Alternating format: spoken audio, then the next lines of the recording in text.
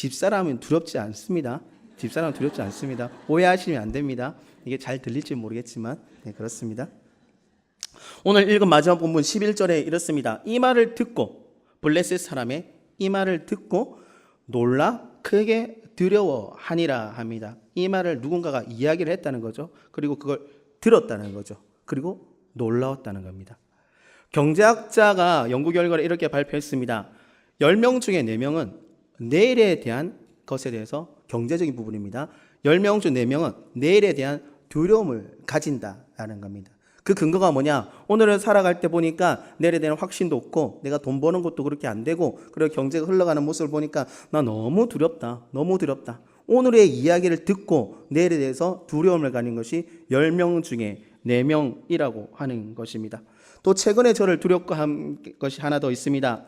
목사님께서 금요 기도할 때 교육자를 위해서 기도하시면 저를 위해서도 말씀을 해주셨는데 사실은 건강이 조금 두려웠습니다. 몇 년 전만 해도 자신 있었습니다. 몸매가 아니라 제가 건강할 거라는 자신이 있었습니다. 근데 최근에 그 건강에 대한 자신감이 뚝 떨어졌습니다. 젊은데도 불구하고 뚝 떨어졌습니다. 갑자기 엊그전에 병원 갔는데 의사가 호통을 치더라고요. 제일 처음에는 이렇게 물어보더라고요. 무슨 직업이세요? 이렇습니다. 아이는 몇 살이세요? 네, 7살, 3살입니다. 이러다가 한 1분 있다가 갑자기 호통을 탁 치면서 선생님, 아니 박 전도사님 7살, 3살인데 애들 언제까지 보려고 몸을 그렇게 하시는 겁니까? 호통을 막 치는 거예요. 안 됩니다. 엄청 혼났습니다. 엄청. 진짜 처음 보는 선생님인데 와, 의사가 참 갑이더라고요. 네. 그래도 저를 생각하니까 꼭 끝에 이 말을 붙이더라고요. 내가 화를 그냥 내는 게 아니에요. 선생님을 생각하기 때문에 화를 내는 겁니다. 사랑하는 거 맞죠? 선생님? 네. 맞죠? 네, 요즘은 건강에 대한 또 약간의 두려움을 가지고 있긴 합니다. 그러나 이거는 극복해야 될 문제입니다. 오늘 이스라엘 백성들도 두려워하고 있습니다. 물론 이 상황 자체가 전쟁에 주는 공포 때문에 두려울 수도 있습니다. 그러나 우리가 알아야 될 것은 이들은 패전국이 아니라는 것이죠. 이미 진 백성도 아니고 진 나라도 아니고 앞선 어떤 전쟁에서 진 것이 아니라 승리를 경험하였던 나라입니다. 그렇다면 전쟁에 있어서 한번 붙어볼 만하다라고 생각할 수 있는데 이들은 오늘의 본문을 보니까 벌벌벌 떨고 있습니다. 블레셋 진영이 한쪽에 있고 또 이스라엘 진영이 한쪽에 있고 그 골짜기에 대치를 하고 있는 상황에서 우리가 알고 있는 그 골리앗이라는 사람이 나와서 40일 동안 똑같은 말이 아니라 정말로 언변이 뛰어난 욕으로 합니다. 이런 욕 저런 욕 집안 욕 이웃 욕 다 합니다. 자신 욕 하나님 욕 다 합니다. 이것을 40일 동안 듣고 있습니다. 그런데 놀라운 것은 욕 들으면 화가 나야 되거든요. 그렇지 않습니까? 못 보던 사람이 날 보고 와 당신 이리 와봐라고 머리 그거 뭐냐고 옷 스타일 그거 뭐냐고 키 그래서 되겠냐고 저한테 이러면 저 화가 나겠습니까? 안 나겠습니까? 화납니다. 저 성격이 좋지는 않습니다. 그런 얘기 들으면 굉장히 화를 내고 아마 잠깐 따라와 보라고 이렇게 할 정도의 저는 화가 날 것입니다. 그러나 이들은 오늘 나오는 하나님의 백성이라고 말하는 이들은 어떠냐? 두려움 떨면서 있었다는 것이죠. 이것이 과연 옳은 것일까요? 옳은 것일까요? 골리앗을 만나기 이전까지 이스라엘 백성은 소위 이렇게 말을 해도 됩니다. 전쟁에서 승리한 정예군이다. 어느 누구와도 싸워도 이길 수 있는 그 군대라고도 조금 과장해서 이야기할 수 있습니다. 그리고 아무리 생각해 보십시오. 아무리 덩치가 크다 그래서 한 사람 7명 붙으면 그 사람 못 이기겠습니까? 못 이기겠습니까? 우리 교회에 대정형제라는 청년이 있습니다. 체격 좋지 않습니까? 저랑 싸우면 누가 이기겠습니까? 대정형제는 무조건 이깁니다. 그러나 내 같은 사람 딱 3명 있으면 어떻게 되겠습니까? 한 명 다리 잡고 한 명은 안고 한 명 뒤에서 머리 때리면 제가 이기지 않겠습니까? 백전백승입니다. 3명 있으면. 골리앗도 마찬가지죠. 사울왕도 제법 컸지 않습니까? 그래서 사울왕과 비슷하게 싸울 수 있는 그 사람들이 장수들이 있었지 않겠습니까? 그런데 그 사람들은 골리앗에 무엇을 받습니까? 대치하고 있는 상황에서 골리앗이 천천히 걸어 나왔겠죠. 처음에는 어떤 실루엣, 자그마한 조금은 체격이 있어 보이네 이 정도만 실루엣이었을 것입니다. 그러나 점점 나오더니 굉장히 크게 보이더라는 것이죠. 제일 처음 그들이 본 것입니다. 그러나 사실 그들이 보기 이전에 그들이 들었던 이야기가 있습니다. 전쟁을 하게 되면 척후병을 보냅니다. 저 나라가 어떤 나라고 어떠한 장점이 있고 강점이 있고 그리고 어디서 싸우면 좋을지에 대해서 이런 정보를 수집하는 것이 전쟁의 기본입니다. 이스라엘 백성들이 당연히 그 정보병을 보냈겠죠. 그 첩보병을 보냈겠죠. 어떤 소문을 들었겠습니까? 이 모습이 비슷하게 나오는데 출애굽할 때 비슷하게 나오지 않습니까? 출애굽해서 그 땅에 들어가야 되는데 10명은 다른 소리를 하지 않습니까? 오늘의 여기선 등장하지 않지만 정찰병도 똑같은 이야기를 했을 겁니다. 그때 굉장한 장수가 있었다. 그것이 바로 골리앗이다. 확인 안 했습니다. 소문입니다. 정보입니다. 정보가 진위의 어떠시 아닙니다. 그 정보를 가지고 이스라엘에 전해줍니다. 일단 이야기를 들었던 어떤 군수 내부가 있었겠죠. 그런데 골리앗을 보게 되니까 진짜네. 그때 그 사람이 일치를 하네. 그럼 저 사람 굉장한 사람일 거야 라고 머릿속에서 생각 속에서 이미 패배하고 들어가 버립니다. 군수 내부 리더들이 패배하고 들어가게 되니까 그 영향력이 어떻게 됩니까? 진치고 있는 이스라엘 모든 백성이 다 두려워 떨게 됩니다. 모든 사람이 두려워 떠는 거 어떻게 할 수 있냐? 그 뒤에 읽어보면 다윗의 형들도 두려움에 떨고 있던 것을 우리는 잘 알아볼 수 있습니다. 다윗이 그 아버지의 명에 따라서 형들에게 가기 위해서 음식을 챙기고 전부장이 갖다 주고 형들을 만나고, 근데 분위기가 이상해서 주변 사람들은 물어보고 다니지 않습니까? 그때 형은 화가 나서 스트레스가 굉장해서 다윗을 뭐라고 하지 않습니까? 저 꼬맹이 녀석이 전장에 와서 뭐 하는 짓이냐고 도리어 다윗에게 화를 냅니다. 스트레스 때문이죠. 거짓된 정보를 해서 내 안에 커져버린 두려움이나 스트레스 때문입니다. 우리가 현대를 살아가면 스트레스가 얼마나 무서운 것인지 알 수 있죠. 큰 사고가 일어났을 때 외상후 장애라는 어떤 명칭을 부는 의학 용어가 있지 않습니까? 그것도 스트레스의 일환이지 않습니까? 또 우리가 일하는데 스트레스를 많이 받으면 몸은 어떻게 됩니까? 몸이 축나고 정신도 축이 나게 됩니다. 때로는 낯빛도 안 좋아지고 얼굴에 어떠한 여유로움과 편안함도 다 사라지게 됩니다. 이런 모든 것들이 지금 이스라엘 백성들 안에 있었다는 거죠. 이러다 보니 싸우기도 전에 이미 무력감에 젖어들고 싸우기도 전에 이미 그들은 패배를 선언한 것이나 마찬가지입니다. 근데 놀라운 것은 골리앗이 계속적으로 외칩니다. 내려와라. 나랑 1대1 하자. 나랑 1대1에서 이기면, 너희가 이기면은 우리가 다 네 종이 된다. 누구 말입니까? 골리앗 말입니다. 골리앗. 밑에 내려온 골리앗 말입니다. 대표의 말이 아니라 그 현장에 있는 그 두려움을 일으킨 그 골리앗의 거짓된 말입니다. 거짓된 말. 이스라엘 백성들을 아무도 내려가지 않죠. 이것이 답답한 현실입니다. 다 이야기를 건너뛰고 다윗이 왔을 때 어떻게 합니까? 온갖 이야기를 들은 다음에 화가 나서 사울 왕에게 이야기하고 내가 가겠습니다라고 하고 있는 것은 우리가 너무나도 잘 알고 있는 이야기입니다.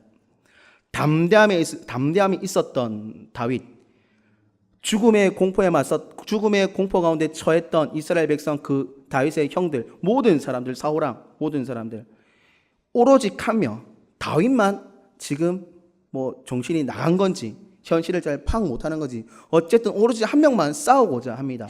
나머지 수십만 명의 사람들은 싸울 의지조차 없습니다. 왜 그럴까요? 이것에 대해서는 신약에 대해서도 잘 찾아볼 수 있습니다.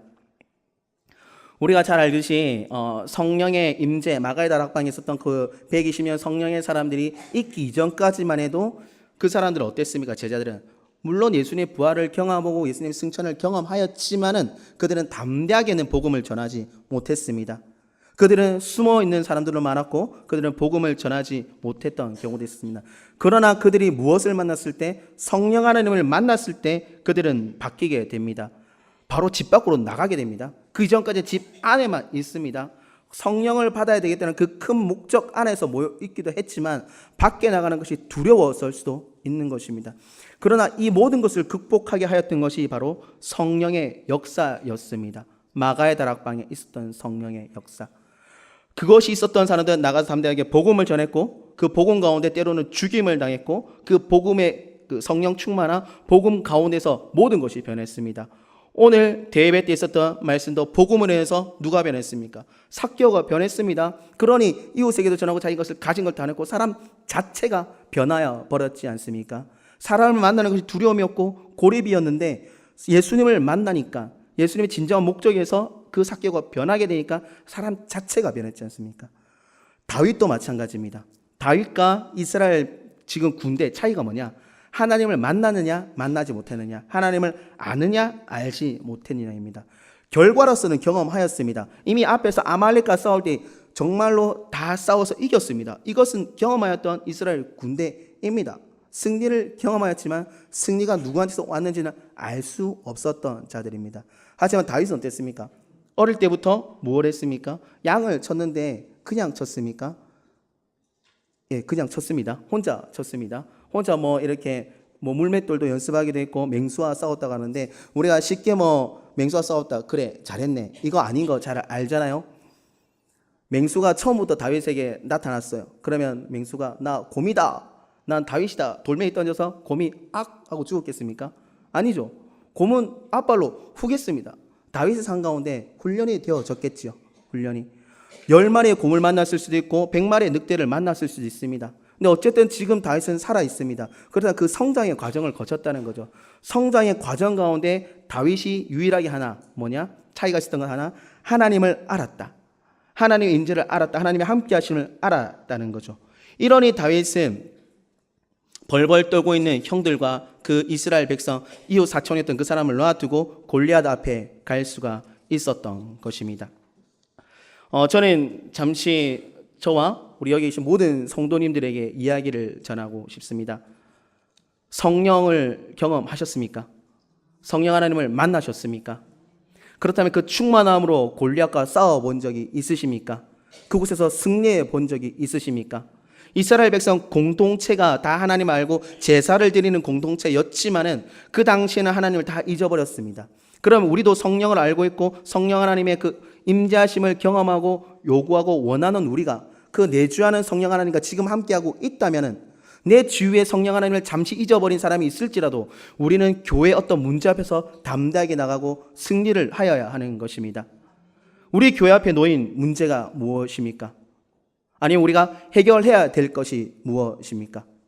우리가 요즘 너무나 덩치 커 보이는, 정말 덩치 커 보이는 성전 건축에 대해서 이야기를 하고 있기 때문에 우리가 넘어야 될 문제가 성전 건축인 것입니까? 사실은 그렇지 않습니다. 다윗은 골리앗 앞에 섰을 때 골리앗을 바라본 것이 아닙니다. 골리앗의 키가 대략 요즘 수치로 봤을 때 우리 버스 크기 정도 된다고 합니다. 학자마다 좀 다르지만 보통 봤을 때 버스 크기 정도 된다고 합니다. 그런 다윗이 아무리 발달이 좋았다 그래서 제 키 정도 된다 칩시다. 70 안 되는 그쯤 소년이니까 된다 칩시다. 제가 버스 앞에 섭니다. 이게 누가 이기겠습니까? 저는 끌려갑니다. 신고당합니다. 정신병자입니다. 그러나 다윗은 그 덩치 큰 골리앗 앞에 섰을 때 무엇을 바라보았습니까? 넘어서 있는 하나님을 바라보았지 않습니까? 오늘 삭개오도 수많은 군중 가운데 평소엔 사람을 만나지 않았지만 누구에게만 초점을 맞췄습니까? 예수님. 그러니까 달싹거리는 그 입술에 삭개오야 내려오너라, 내가 너희 집에 유해야 되겠다. 그 달싹거리는 음성을 들었었지 않습니까? 혹시 예수님이 정말 고성방가를 주셨을까요? 삭개오야 내려와라, 내가 너희 함께 이렇게 했을까요? 아니라는 거죠. 아니라는 거죠. 분명히 들릴 정도로 했겠지만은 그래도 달싹거리는 그 입술에 집중하고 있으니까 그 음성이 들렸다는 거죠. 다윗도 마찬가지입니다. 골리앗 앞에 섰습니다. 문제 앞에 섰습니다. 문제를 바라보는 것이 아니죠. 나와 함께 하였던 하나님, 그 곰 10마리를 이기고 늑대 100마리와 싸워서 이기게 하였던 그 하나님의 역사를 바라보았기 때문에 다윗은 결론적으로 이길 수 있는 것입니다. 그렇다면 우리 앞에 산적한 여러 가지 것들이 있겠죠. 우리가 넘어야 될 것들이 있겠죠. 우리가 헌신해야 될 것들이 있겠고 내가 눈물을 흘리며 땅을 쳐야 될 것들이 있지 않겠습니까? 저도 많이 있습니다. 날마다 넘어진 건 더 넘어지고 부끄럽지만 얘기할 수 없고 얘기해서 같이 중보기도 받고 싶지만 그럴 수 없는 그런 여러 가지 넘어짐들이 있습니다. 저는 무엇을 바라보아야 합니까? 그 너머에 있는 하나님을 바라보아야 되지 않겠습니까? 그렇다면 여기 계신 모든 분들도 마찬가지지 않겠습니까? 성령의 사람이라고 말씀하셨습니다. 하나님을 안다고 말씀하셨습니다. 성령의 충만을 원한다고 말씀하셨습니다. 그렇다면 일하시는 하나님을 바라보아야 됩니다. 그때 작은 돌멩이 하나가 그것을 넘어뜨릴 수 있습니다. 작은 돌멩이는 꼭 필요한 것입니다. 이 이야기 스토리 상에서, 우리 인생의 이야기 스토리 상에서 작은 돌멩이가 무언가 분명히 있을 겁니다. 기도하게 될 때 그것을 발견하게 될 것이고 기도하게 될 때 그것을 줍게 될 것입니다. 이것이 바로 우리가 성령 충만해야 되는 이유고, 이것이 바로 우리가 이번 2018년을 보내서 다시 말씀으로 돌아가면서 우리가 성경 말씀을 읽어야 되는 이유입니다. 우리가 돌멩이를 발견하기 위해서 어떻게 해야 됩니까? 100만 개의 돌멩이를 주어서 그 중에 감별을 해야 됩니까? 그렇지 않다는 걸 너무나도 잘 알고 있지 않습니까? 여러분, 골리앗은 다윗에게 이런 식으로 이야기했습니다. 현대어 성경인데 이리 오너라. 내가 내 시체를 새와 들짐승에게 주겠다라고 했습니다. 협박이죠. 협박. 큰 어른이 작은 아이를 협박합니다. 이 어떻습니까? 아이를 키워보신 분은 알겠지만 특히나 아버지들은 별말 안 하시죠. 저 어머니가 혼내고 있을 때 저 뒤에 앉아서 그냥 가만히 앉아 있다가 어허 하면 아이들이 다 기가, 옛날에 말입니다. 옛날, 요즘 말고 옛날에 다 기가 죽었지 않습니까? 요즘은 그러면 안 되는데, 네, 저도 그렇습니다. 저도 우리 아들이 엄마한테 떼쓰고 그러면 어허 이럽니다. 그럼 밤에 절대 저한테 안 옵니다. 네. 이런 불상사가 생기긴 하는데 어쨌든 어른이 어른 앞에 섰을 때 기를 한번 발산하면 아이는 팍 죽어버리는 게 맞습니다. 그러나 다윗은 놀라운 이야기를 하죠. 너는 칼과 창을 가지고 나왔지만 칼과 창이 뭡니까? 무기입니다. 눈앞에 바로 보이는 거 찌르면 죽는 것입니다. 그런데 뭐라고 합니까? 나는 전능하신 여호와 이름을 들먹입니다. 이름, 존재 자체의 이름을 들먹입니다. 골리앗은 눈앞에 있는 현실의 것을 들여들지만은 다윗은 이름, 전능하신 여호와의 이름, 그 존재 자체를 들먹인다는 거죠. 내가 안다는 거죠. 내가 안다는 거. 여러분은 하나님을 알고 계십니까? 아멘. 여러분 성령님을 알고 계십니까? 아멘. 여러분 성부, 성자, 성령 삼위일체 하나님을 알고 계십니까? 아멘. 그러면 승리하셨습니다. 이미 승리하셨습니다. 여호와 이름을 외치십시오. 여호와 이름을 외치면서 그 앞에 서면서 돌멩이 한번 던지십시오. 믿음의 기도를 한번 하십시오. 다 무너집니다. 우리 양정교회가 혹여나 건축이 골리앗과 같은 어떤 넘어야 될 문제라면 우리가 해야 될 것은 무엇입니까? 성부, 성자, 성령 삼위일체 하나님을 의지하면서 우리가 돌멩이를 들어야 하는 것입니다. 내 앞에 있는 것과 싸워야 됩니다. 이스라엘 백성들, 왜 나의 삼촌, 나의 이웃, 나의 형들 당신이 힘을 내지 않습니까? 라고 이야기하지 않았습니다. 우리 주변의 사람들이 작정 업무를 잘 못하고 있을 때 네 해야지, 네 믿음이 그게 이거 아니라는 거죠. 이거 아니라는 거죠. 나의 믿음으로 그 앞에 던지면 된다는 거죠. 그때 퍼즐 맞추듯이 뭔가가 일어나게 될 거라는 거죠. 하나님은 양정교회 재건축에 대해서 그리고 성전 건축에 대해서 이미 명령하셨습니다. 많은 사람들이 그것을 들었습니다. 그리고 지금 그것을 행하고 있습니다. 성전을 건축하기 위해선 우리는 다윗이 싸웠던 성전, 거룩한 전투를 치루어야 합니다. 전투는 가볍지 않습니다. 전투는 위협이 다가옵니다. 전투는 피 흘림이 다가옵니다. 그러나 승리는 하나님이 하시는 것입니다. 성도 여러분, 우리에게 승리의 기회가 찾아왔습니다. 다윗에만 찾아온 것이 아니라 우리에게도 찾아왔습니다. 언제 뒤에 건축이 실제적으로 이루어질지는 모르겠습니다. 그러나 기대하십시오. 나에게도 기회가 주어졌다는 것을 기대를 하시길 바라겠습니다. 그래서 10년 뒤에, 20년 뒤에 우리 다음 세대에게 또는 5년 뒤에 우리 다음 세대에게 수많은 간증 이야기를 할 수 있는 우리가 되었으면 합니다. 이 시간 다 함께 제가 기도하고 마치도록 하겠습니다.